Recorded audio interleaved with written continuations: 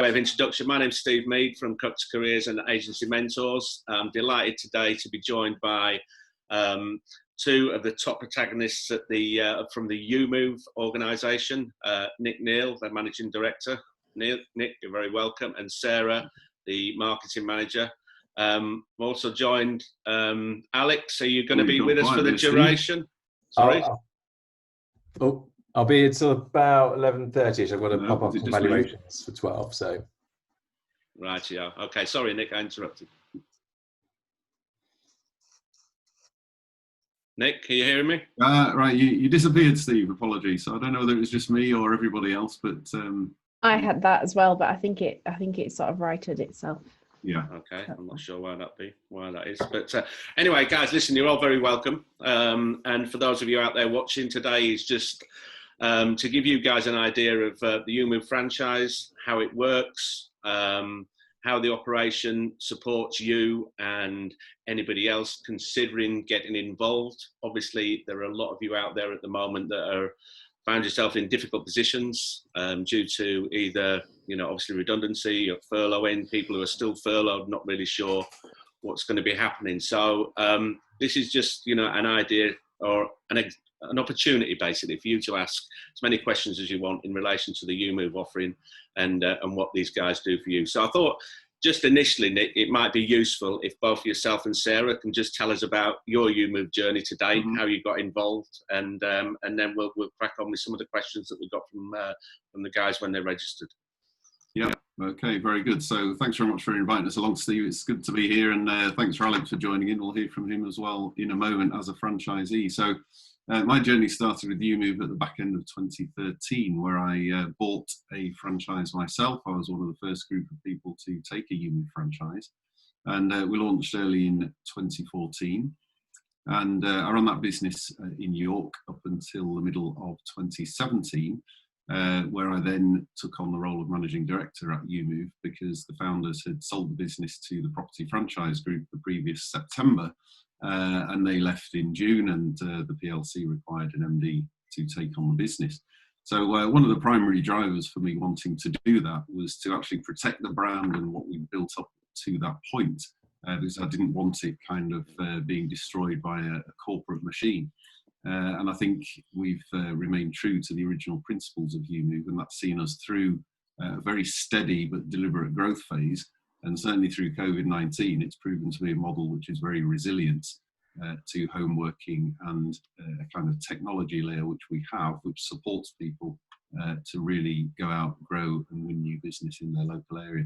So I've kind of seen the business from both sides, as a franchisee and also as MD. So I'd like to think that I know the ins and outs of the business, but I have to defer to Sarah in terms of length of time working. So she's got more hours in or years in than I have. So Sarah, tell everyone what you've been up to and when you joined. Yeah, so I look after the marketing at EweMove, and I joined in December 2013. So EweMove has just turned 7 in June. And I joined basically right at the beginning. I think at that stage we'd kind of doing quite well selling franchises and getting lots of interest from people, but actually having a marketing plan in place to support those agents on the ground was something that needed more development. So that was why I was recruited. So started way back right at the beginning, seeing lots of growth in that time, both of the EweMove brand nationally, but also individual growth of the each of the branches. So I was on the same training as Nick way back at the start, and it's been a fantastic journey to see so much growth across the board and see the brand developing in all different areas of the country, and that's certainly something that I find very rewarding and satisfying, seeing individual franchisees coming through and then actually coming back saying, oh, I want to expand into another area, or I want to look at an acquisition of a competitor. So there's always something new and always something exciting to work on. Great stuff. Thank you very much. So tell me, guys, how long has EweMove been trading for in total, and what does that tell us? That longevity. What does that tell us about the longevity, and I suppose really the safety of the EweMove model for anybody considering getting involved? Yeah. Well, there was a test group of franchisees that launched middle of 2013 and ran for the best part of that year, probably a little bit earlier than that, to make sure that all of the systems and the processes in the brand and all that kind of stuff works. And that was proven quite successful, which is why the first round of sales of franchisees, of which I was one of the first to buy one, took place. So we kind of really launched with, purpose at the beginning of 2014. And over that time, we've seen lots of ups and downs. We've seen us leave the European Union. We've seen a number of general elections. We've seen the market go up and down.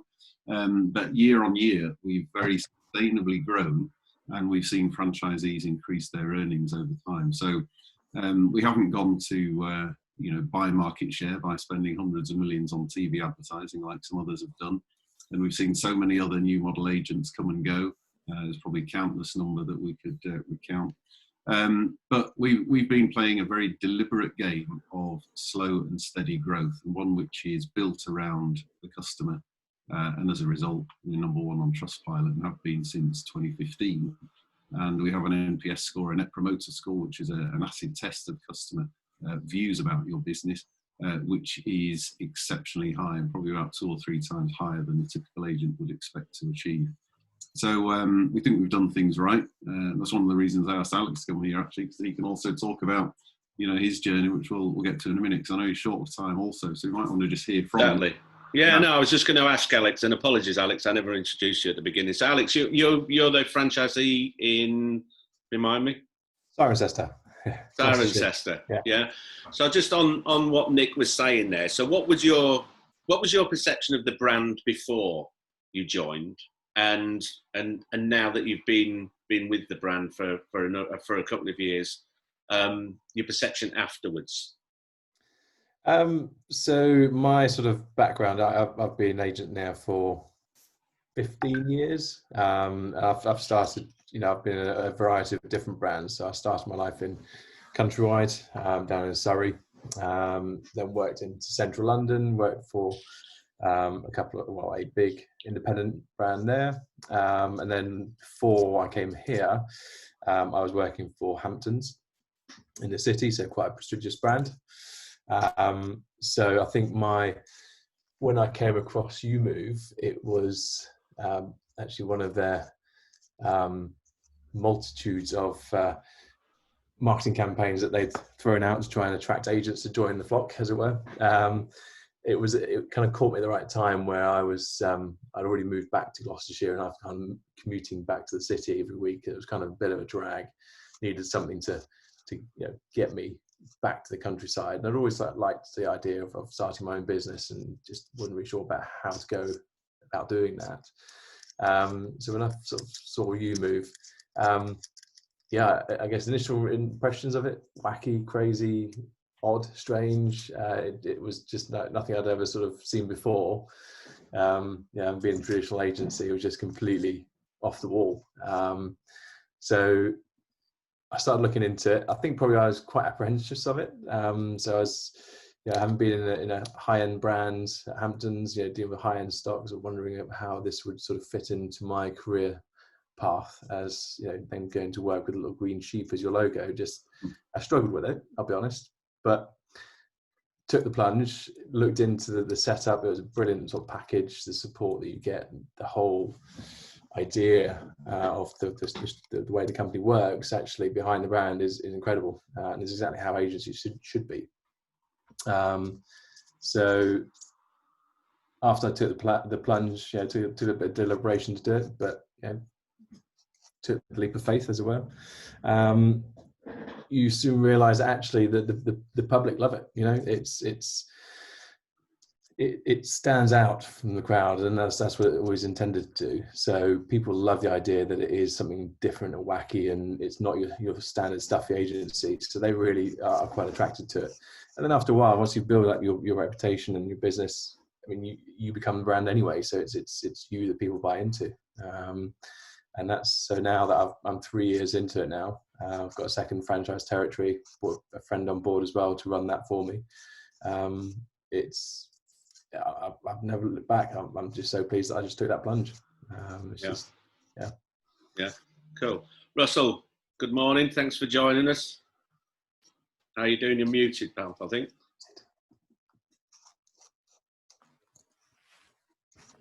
While you're sorting yourself out, I've got another question for. I'm going to start Nick anyway. So Russell, I'll come back to you in a second. So, EweMove, Nick, as we were saying beforehand, I've known you for 3 or 4 years now, and a great admirer of your brand. It's definitely a customer-focused brand and set out to be a customer champion. But what have you been able to achieve in this respect over the years? You mentioned Trustpilot earlier. Would you say that's that's as a direct result of the way you've put this all together? Yeah, absolutely. I mean, there's a number of things. So it's how we build the proposition, how we train our franchisees to deliver the proposition, and the fact that we have a very collaborative group of franchisees across our network. So everyone's kind of doing the same thing and doing it very deliberately, which is good.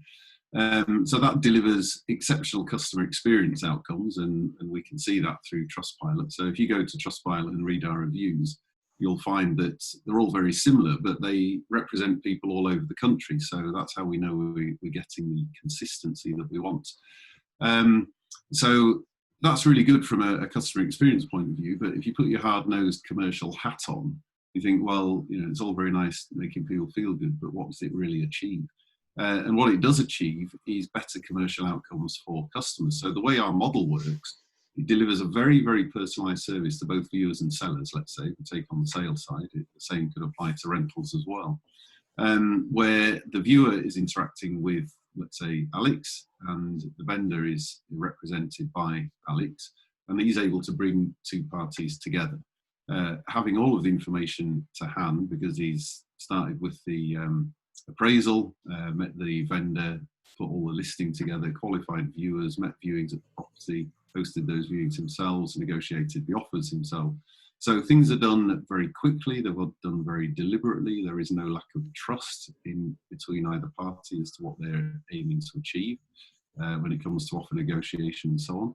And consequently, because our franchisees are very close to those transactions, we actually sell houses quicker, we complete houses more quickly, and we sell them for more money than other agents. This is data that's come to us through 20 EA analysis. So whilst we're achieving exceptional customer service outcomes, we're also achieving exceptional commercial outcomes for our clients as well. And that's why we are consistently rated the best. And that's on the sales side. If you look at the Best Estate Agency Guide last year, I mean, we've got countless awards. We are the #1 letting agent in the UK as far as the Best Estate Agency Guide analysis delivers. So, we've got awards basically burgeoning from our office in Cleckheaton, and I'm not going to list them all because I can't remember, but I'm sure Sarah can. I'm sure we'll come on to that, Sarah, in a second. Russell, have we got you? I don't know. I'm having a bit of yes, trouble. we've got you. We've got you, buddy. We've got you. Don't worry. Fantastic. Don't worry. Yeah. Listen, I know you're short for time, the same as Alex. So I did have a question for you. You've been with the brand now for 3 or 4 years with EweMove. How did you manage, or how have you managed in that short space of time to totally dominate the area that you represent? Well, I wouldn't say I'm totally dominating the area. Well, I think I'm looking at the figures. I think you've been. I think you are. I think you are, to be fair, especially with 3 years. Was it 3 years you've been? With nearly 4. 4 in August. Nearly 4 years. Yeah, 4 in August it will be. Yeah. So I suppose I've been a bit of a transition period this year. Really, we grew our staff to quite a lot. So we had 4. Basically, I'd say 4 of me. So me, 3 other colleagues doing exactly the same job as me. I think Alex and Nick said about it. We do everything from start to finish. So they manage their own patch, do their viewings. All that kind of stuff, basically. I've actually struggled this year because I've lost 2 members of staff. So we are overrun at the moment. I've got a new guy starting this month, but we're struggling for time, really, to be honest with you. I'd say at the moment we're certainly not dominating the market. At the moment, we're sort of treading water, really. Not doing any marketing at all at the moment because we need to get more bodies in. Right. Okay. And those bodies that you get in, are they on an employed basis or self-employed basis, employed. or are you Employed. Yeah. So people, sorry, go ahead. We tried, and when I initially wanted to set it up, I wanted to go down the self-employed route. Seems in this area it's very hard to get good talent who are willing to just not have a salary. So I've made the change, got my first guy in on salaried, and then it seemed to work quite well, to be honest. So it gives us that little bit of control over them as well, rather than having them fully self-employed. Okay, so just let people know where you are, Russell. North Devon, Barnstable. In Barnstable, right? Yeah. Okay. So there's, obviously people think about EweMove and they think EweMove self-employed, franchise. That obviously within every single franchise there are a lot of opportunities for employed positions. Yeah. So it's as you build and grow that particular business, as you said yourself, it's you're getting to the stage where you are an agent. You effectively are a decent sized business within the EweMove under the EweMove umbrella. Yeah. And so how's it going at the moment in your search for people? Are there, obviously it would appear, and we know from Crux Careers, it's obviously a candidate sort of heavy market at the moment. I appreciate obviously the EweMove profile, if for want of a better expression, is possibly slightly different to that of a traditional high street agent. Are you sourcing people? Are you getting people interested? So we interviewed. We basically both of my staff left us just before the lockdown, basically. So I was interviewing at that point. We have found someone. This is the first person I've got actually from outside of estate agency.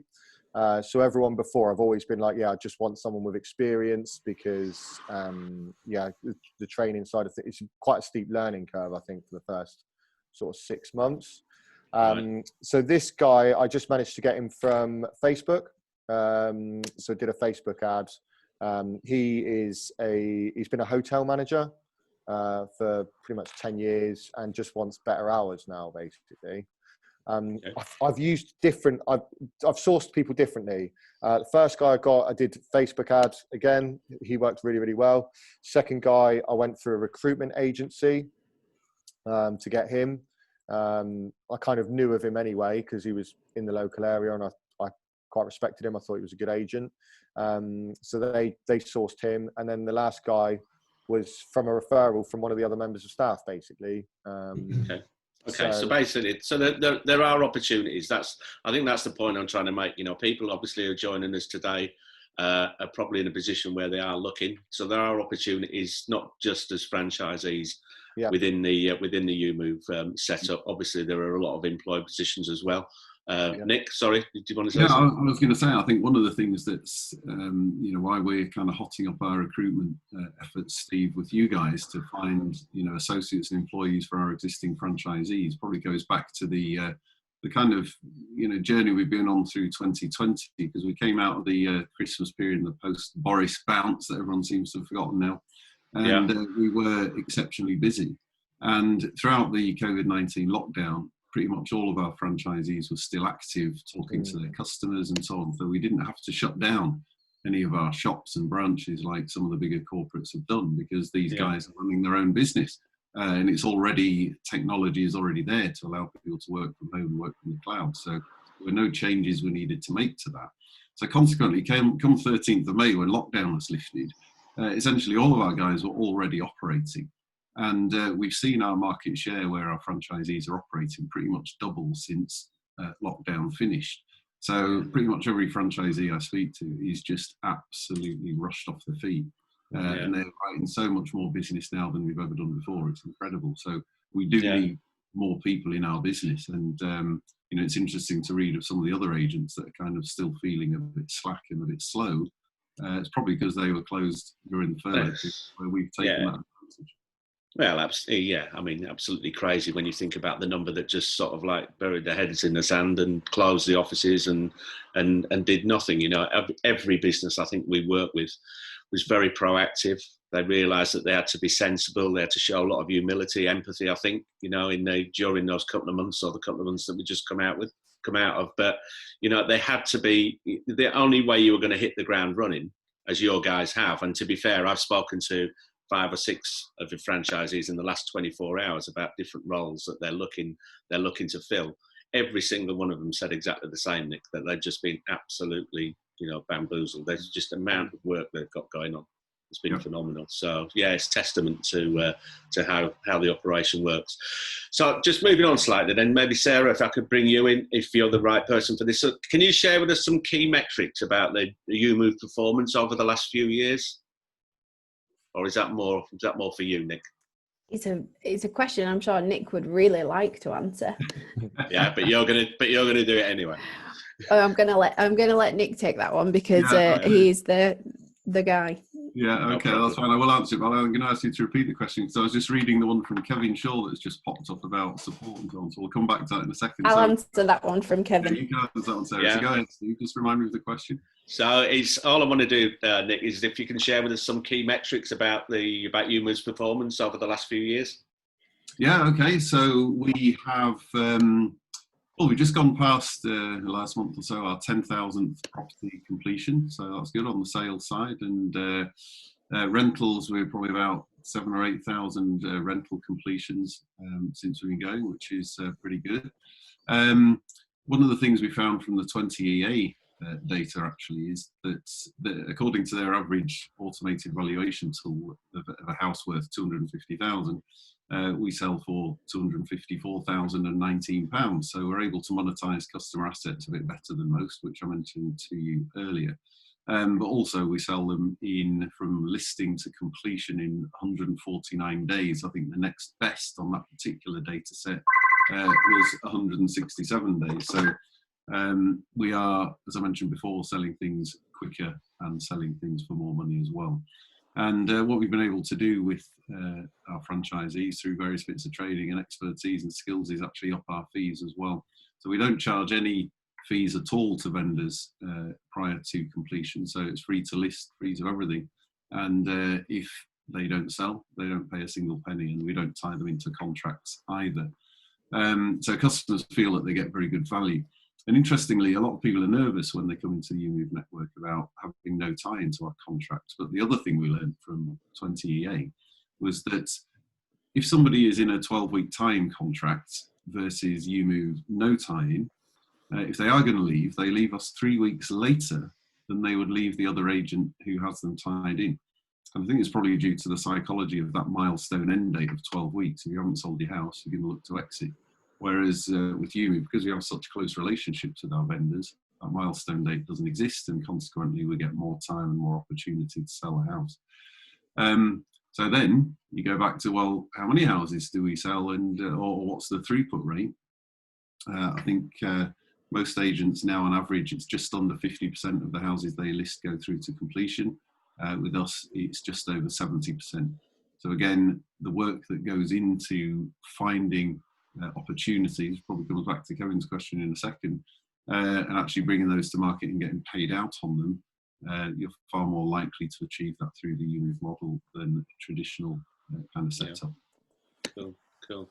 Okay, then Sarah, there's your moment. So Kev wants to know, what is the support you guys give in terms of marketing, tech, website, and canvassing? Yeah, so very much everything that we've kind of put in place over the course of the last 7 years, and everything that we're looking to further improve and is kind of in our roadmap for the rest of this year and into next, is about taking away any sort of time pressures on franchisees so that they're free to do the bits of the job that they do best, which is providing that fantastic customer service locally and getting those outcomes that Nick talked about for customers as well. So when it comes to marketing, we have a proven strategy. It's a multi-channel campaign, both online and offline. We create all of the artwork, all of the design creative, and we work with specialist partners as well to provide services to franchisees if it's something that we don't manage internally. So a lot of my role is managing the suppliers on behalf of franchisees to ensure that they are getting results. So for example, digital marketing is a very specialist area of marketing. And actually, you being the agent on the ground, you don't want to get bogged down in the nitty gritty of which keywords have been used. You just want the leads coming in. So that's kind of my role, and the role of my team is just to ensure that you've got what you need, you've got the materials you need, to get leads coming into the business, and then I can also track them, I can monitor them, I can measure where he's getting the best return, and feed that back to franchisees and work with them so that we're providing the best quality leads at the best price. But yeah, it's all about, we can manage central systems, websites, marketing campaigns, for franchisees, which is our specialty, and that frees up your time on the ground to actually deal with those leads and deal with those customers and do it so fantastically that they're blown away by the service they receive. Yeah, so I'm sure the guys out there would like to know. Alex and Russell, can you concur? Is that exactly how it works?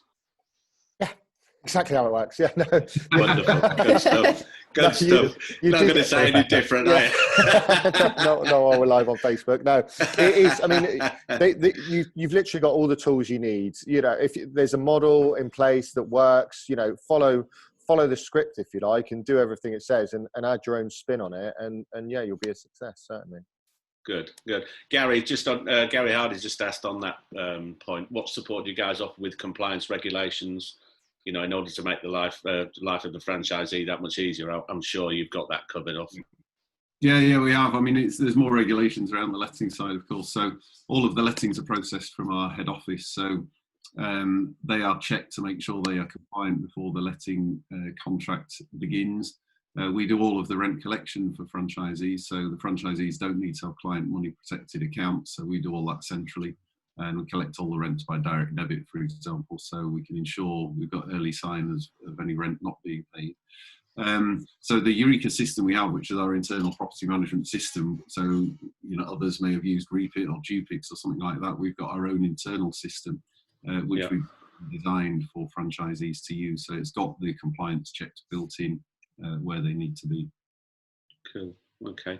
So we've just got a few questions coming in. A few questions actually that were asked at the registration time. Alex wants to know, any advice for people with limited experience or trainees who might want to get involved with EweMove?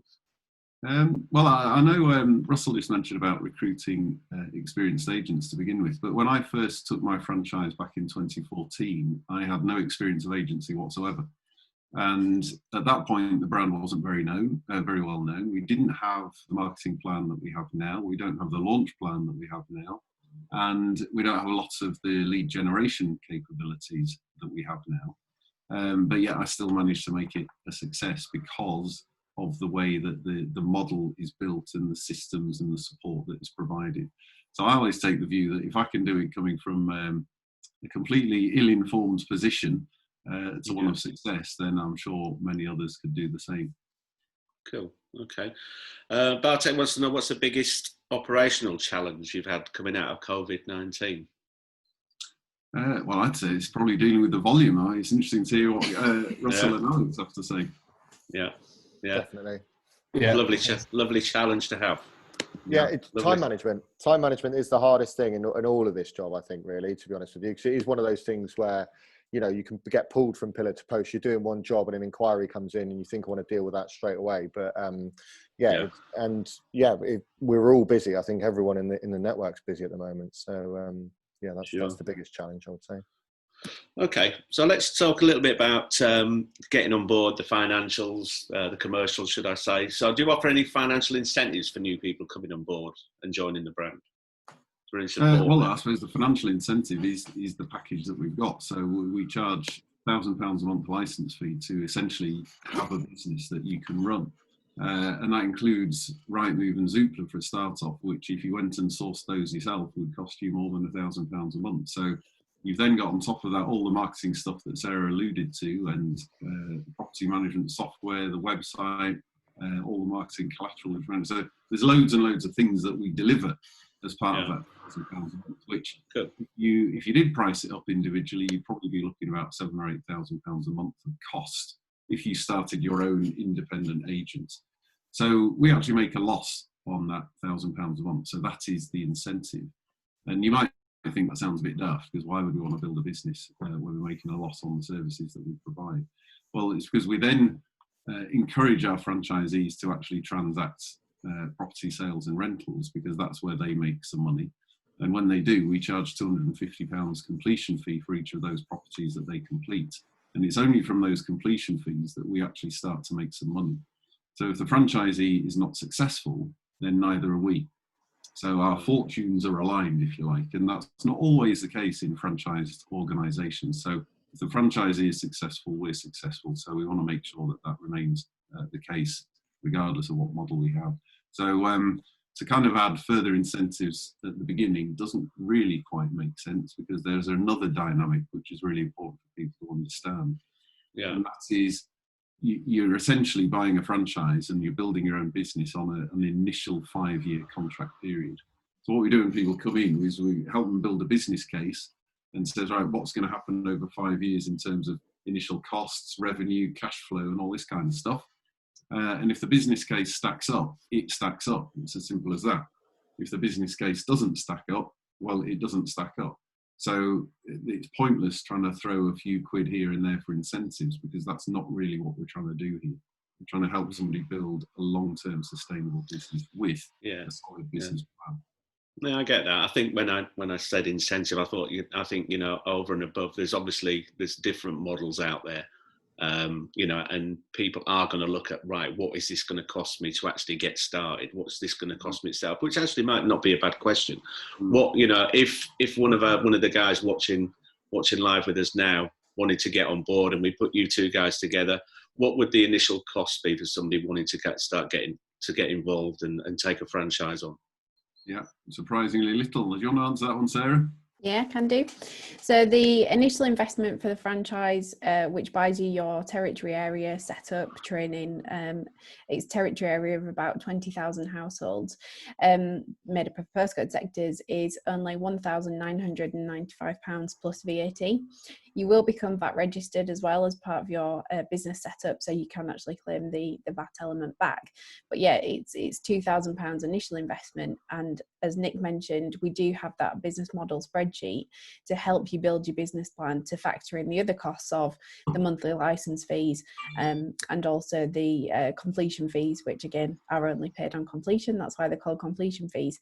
So it's very, very low entry costs, but it comes back to us finding the right people to help us grow the business, and who are getting into this for the right reasons to really build something for themselves and be a good partner for us, as much as we can help and support them too. Cool. Yeah, So, one other thing there, Steve, that we do add, for somebody's first 6 months of trading, for every property they list, they can draw down a cash advance of £250. That is repayable on completion, but it does help somebody's initial cash flow if they need it. that's what I was going to come on to, Nick. Is there not an opportunity as well for franchise finance as well? I've heard that is available, that you've got somebody you recommend. Somebody's concerned. Listen, let's be honest. A lot of people, first 6 months, it might be those concerns about, okay, how am I going to pay the X's, that sort of thing. You need to be. I'm very conscious that whenever I speak to people about any self-employed model, I'm always very aware, or make them very aware, that they need to be financially okay for a period of time. So franchise finance, that's an option with you guys as well? Yeah. So our franchise is approved by the British Franchise Association, and it's also approved by Franchise Finance, which is owned by Hitachi Capital.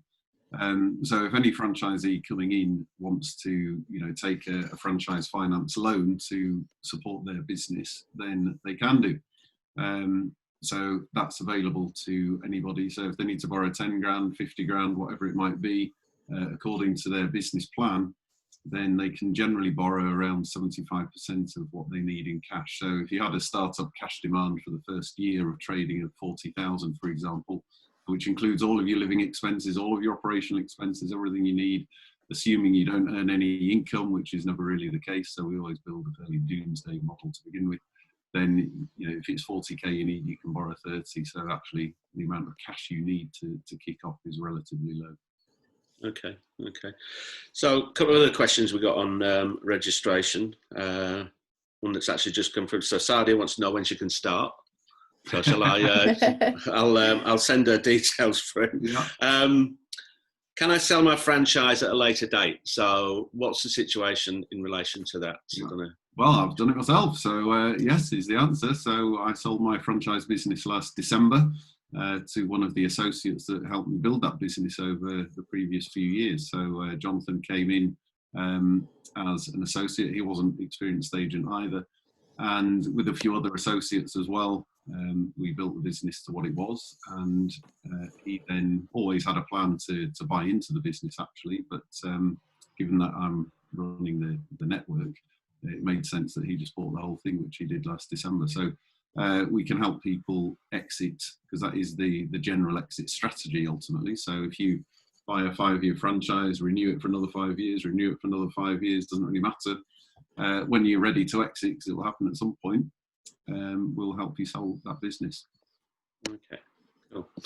Okay, so moving on, one question that I have for you is, obviously the dynamic is slightly different to a traditional business, in that you've got a lot of independent business owners working under the umbrella. So how does the network perform? How does that help? I'm not sure whether I should be asking one of the either Alex or Russell this question. I don't know if one of you wants to put your hand up to answer that. How do you find working in that environment? Is it preferable? Maybe Alex, you talked about working in the corporate world and that from previously. How does it work within the EweMove brand and your relationships with the other franchisees? Such, how does that work? Well, I mean, it's brilliant, to be fair. Towards the end of my corporate career, should we say, I was just getting sick of constant micromanagement. Very focused on targets, mate. There's constant drilling down on you and pressure. That's I think as an agent, when you get experience, you can react negatively to it, because you think, well, I know how to do my job, just let me get on with it and do it. So whereas in this model, you really just feel like you are running your own show. There's pressure on you, but it's your self-imposed pressure. So that the more you do directly, that's going to impact you financially, more so than try and line someone else's pocket in the corporate environment. So it's just an amazing feeling to be able to do what how you like to do it, and just set up your own show. You've got the support there with the network, so you've always got someone to turn to and chat to. So if you need any help, advice, anything like that, you've always got that safety net, really. So you're not out there going it alone, but equally, you've got the opportunity to do your own thing. So I can't really recommend it enough, to be fair. I really enjoy it. Yeah, cool. And Russell, got anything to add to that? Yeah, I just second those sentiments, really. I'd worked for a couple of different agents, different types of jobs, really. But the good thing about EweMove is that you take ownership of everything that you do. So there's no passing it on to anyone else. You get that property live, you show people around, you negotiate. And that's been the biggest selling point of anything we can ever put forward to a vendor, is to say, and I'm obviously the director of the business in North Devon. You'll get director involvement from start to finish, and that's how you build your business at the start. And it's been really, the clients and the vendors have been really responsive of that, I would say, as well. Okay, cool. Just on that, Steve, I was just gonna. Oh, sorry, Alex. Do you need to go? I was just saying, I need to head off. I've got a couple of valuations to get to, so good luck. Win some more business. Oh, nail it, mate. Thank you, Alex, for joining us. Appreciate it. Cheers. Cheers, guys. Cheers. Yeah, I just wanted to add, Steve, about the network, and it's an important point. I think against some other franchises, it might be slightly different. With EweMove, it's a very collaborative network, and we really actively encourage franchisees to speak to each other. We constantly share best practice, success stories, and we've created a number of different platforms to bring franchisees together. So we have our own internal kind of forums and Facebook groups. We have regional meetings. We like to meet up as a whole network as well, at least once a year. And because the territories are exclusive, franchisees aren't in competition with each other. And that's a really key point. So they're happy to help and share advice and, you know, encourage their neighbours, whether they're nearby or a bit further afield, you know, to do well and help the brand grow and help the whole network grow. So it is a very positive environment. Yeah. Okay, sounds like it. Just a couple of other questions coming in. So just off, not off the back of that, Sarah, but photography, floor plans, EPCs, how's that supported? Yeah, so we train everybody. As part of the training, Sarah mentioned there's lots of training for the initial fee. One of those training courses is to attend the Professional Property Photography Academy. It's very difficult to say, but good to do. So we train all of our franchisees to take really outstanding property photos. Which they can then do without any cost because they're in the house doing an appraisal. They can take some photos while they're there, and they can do the same thing for floor plans as well. So we provide Metropix as the tool, which is included in the license fee. So again, there's no additional costs for floor plans. But if they want to outsource that to a professional photographer, for example, they can do. And we have a relationship with a company that does that UK-wide, and that's anything from your basic photos right up to the kind of Matterport doll's house type experience, virtual tour kind of thing. So, you know, you can pitch whatever you need with a particular vendor and property type to ensure that you give the customer what they want and there's value in it for both yourself and the client. So that's all done essentially at the franchisee's own discretion. Right, and is there any restrictions on what they charge the vendors in relation to photography? Yeah, so we have one simple policy on fees, and that is it doesn't cost the customer anything to list their property, and they only pay on completion. If there are other fees to an external photographer and so on, the way we work with our external photography company is that if a vendor does want professional photos, they will pay the property company direct, so they're not actually paying us. And then in terms of fees, as long as the customer is absolutely clear what fees they are paying before they sign a contract, then the fee rate is again at the discretion of the franchisee. Okay, cool. I've got a question from Miles, my colleague at Crux here. For people new to the industry with entrepreneurial mindsets, keen to look into the self-employed options, how does the training structure work, and roughly what timeline should they expect before they're out valuing and selling properties? So if somebody rang up and said, I'm thinking about buying a EweMove franchise, and from that date to the day they go live, I think the fastest we've ever done that is 2 weeks, but that's not normal. Normal 2 weeks? Yeah, normal is probably about 3 months, if I'm honest. Because we go through a fairly detailed recruitment process, and then there is some online training that you'll need to do to make sure you've got some compliance stuff done. And then, assuming it's not lockdown, we invite people up to our head office for a full week of training Monday to Friday. That gets them to the point where they can actually go out and start doing appraisals and doing instructions. But there's follow-on training that goes on for another 3 months after that, what we call boot camp, if you like. So it's a bit like this. People are dialing in for the same time each week with the BDM, and going through and refining the whole time to make sure that people are doing things exactly as they need to do to support the values that we set out as part of the EweMove proposition.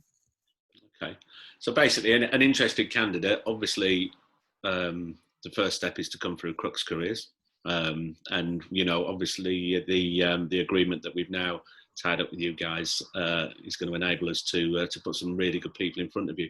Once that's done, what are the steps that they need to go through? Because I know you do an initial call.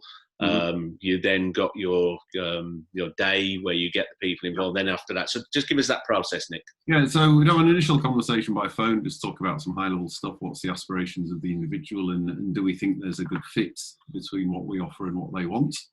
Then if that's proven to be positive, we'll arrange a discovery day.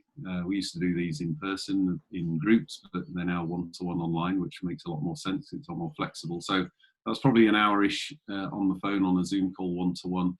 We'll go through a very particular agenda to make sure that we tell everyone everything that they need to know about how EweMove works and what it means for them and what we expect from them and what they can expect from us. If at the end of that discovery day we both still agree that it's sensible that they move forward, then we'll ask them to do some local research. We'll start to build some territories for them so they can understand who their competitors might be, what their launch plan might look like. And then we'll have what we call a final recruitment meeting.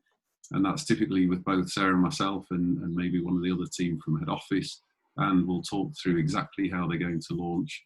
And assuming that still we're all 100% sure that it's the right thing for them to do, then we will grant them a franchise and they will pay their fee, sign the franchise agreement, and we'll book them on training and agree a launch date. And we've got our BDM who will help them on launch day in a very practical sense. It's a bit difficult with COVID-19, but prior to that, they would actually go and spend the day with the new franchisee on launch and make sure they had absolutely everything they needed to ensure their success from day one. Okay, cool. Good stuff.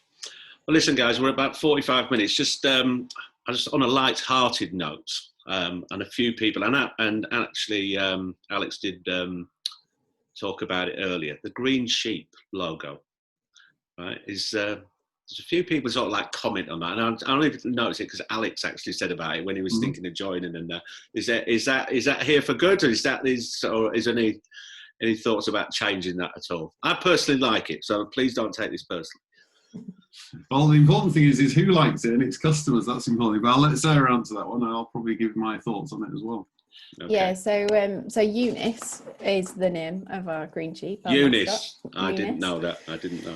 Well, you do now. Do so yeah, so she is very integral and plays a really important part in the brand. And as Alex mentioned, it can be a little bit of a hang up for some people, and I get that. But the key point of why she's there is to get attention from customers who are very receptive and very engaging with her, and that they really like the fun element.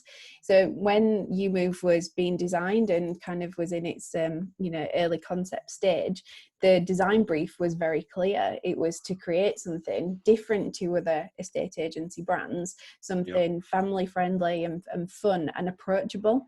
And that's where Eunice came from. It ticks all the boxes in that sense, and it is the customer engagement side of it that is really important. And also the boards. So Eunice features quite heavily on a number of our marketing materials because that builds recognition. So the fact that people engage with our brand, it might only be a couple of touch points that they've seen, but it's very memorable to them, which really, really helps, especially in the early days when you've only got a couple of listings and you're driving around in your branded car. People feel that awareness in a much greater sense than they would if it was another very similar looking estate agency brands. So the colors, the logo, Eunice, it's all very purposeful and very strategic, and customers really like it. It's what people remember as well, isn't it? It's like it's the old adage about the adverts on the telly, the ones that drive you mad. They're the ones that you remember, aren't they? And it's I think it's a great brand. I really do. Sorry, Steve. Just to add the last bit on that, we really play up that. So the fact at Christmas we add a little Santa hat slip to all of the boards to make the boards stand out even more. People absolutely love that, and it's fantastic content for social media as well. So it's using the brand and leveraging that to help you get more business, grow more awareness, and really build your brand. Yeah, and just to add to that, it really does get franchisees the opportunity to speak to people. But when you look at some of the local marketing that we deploy as part of our Lean Green marketing machine, it's got the face of the franchisee predominantly on most of that marketing. So the job of Eunice and the sort of national brand, if you like, is to be recognised, and then it's over to the franchisee to win business on a local one-to-one basis. And it's about them. They're the local expert. It's their face on the marketing and all this kind of stuff. So it's very much we get the interest, and then the franchisee is able to hone it down to business for them locally, and that's kind of how it works. Cool, great stuff. Okay, so just finally, Yvette, I know you've been asking quite a few questions on the Q&A. I'm going to give you a call just so you're aware once the webinar's finished, and just answer those questions for you. To finish, I just think, Russell, I'm thinking of becoming a EweMove franchisee. What advice can you give me? Work hard. Yeah, that's the best. Honestly, you'll get out what you put in. This is it. You know, if you follow the rule, you know, not the rules, but the steps that they put in place, work hard, you'll succeed, and you'll thank your lucky stars you weren't employed anymore. I've worked, like I say, for a couple of agents. I would never go back to being employed again. This is, you know, you got the chance to earn the money that you deserve, and work the hours that you work around, you know, family life, that kind of thing. I've got a good balance now. So yeah, I'd highly recommend it to anyone who's thinking of setting up their own estate agency. Cool. And I've been, you know, from a personal point of view, I've been to the head office in Cleckheaton, my hometown of Bradford, on a couple of occasions, and met the guys, and it's always a fantastic welcome, which is obviously a reflection on the type of people that you guys engage with. So that's really fantastic.